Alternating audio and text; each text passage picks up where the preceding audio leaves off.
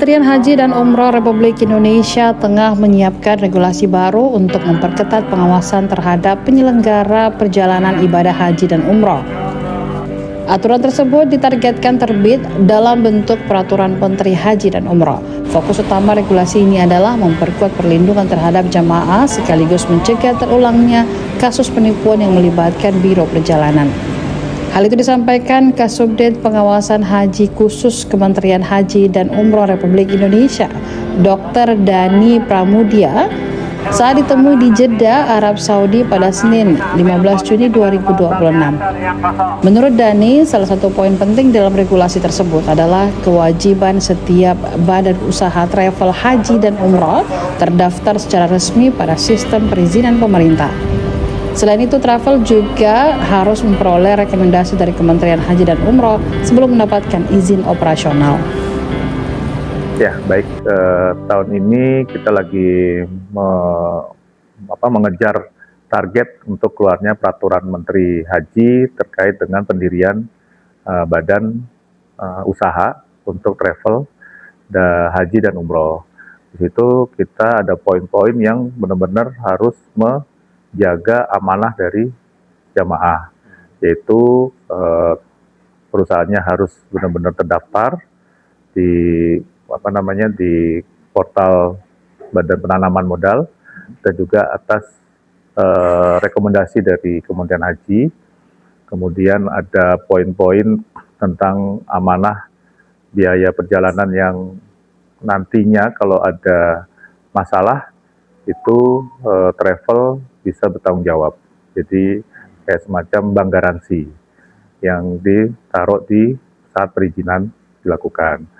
Terus kemudian dari Kanwil kantor memberikan rekomendasi bahwa travel ini layak untuk diberikan izin. Jadi benar-benar kita memperketat jamaah supaya tidak terjadi lagi penipuan.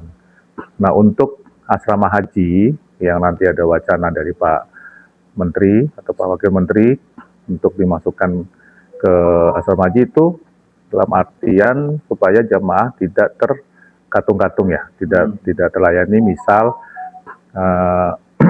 bandaranya atau pesawatnya delay, sedangkan jamaah ini sudah harus keluar dari hotel, harus check out, tapi dia delay. Nah, kalau di asrama haji itu ada toleransi untuk lakukan check out. Jadi pesawat maskapainya sudah siap berangkat, baru nanti jamaah itu akan didorong ke bandara. Misalnya ada delay 2 jam, ya berarti jamaahnya menunggu di asrama haji, gitu. Jadi tidak terlantar di bandara.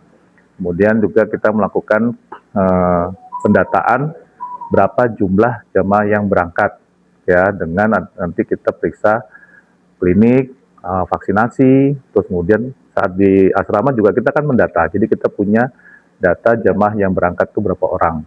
Karena selama ini kita tidak pernah, travel itu tidak pernah melapor ke Badan Haji berapa dia membawa jamaahnya.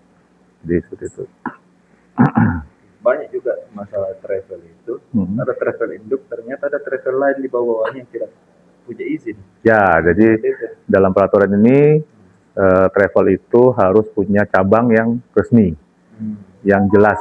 Jadi dia juga harus di pertokoan ya, atau di kantor yang di daerah pertokoan ya, ruko ya, semacam itu. Jadi tidak di rumah, tidak di mungkin di daerah desa gitu. Jadi harus benar-benar kantor dan jelas kantornya dan strukturnya juga harus nyambung di kantor pusatnya.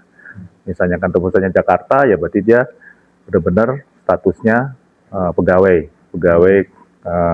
tetap lah, travel seperti itu. Jadi benar-benar kita harus menjaga amanah jamaah yang mau ibadah. Download Tribun X sekarang, menghadirkan lokal menjadi Indonesia.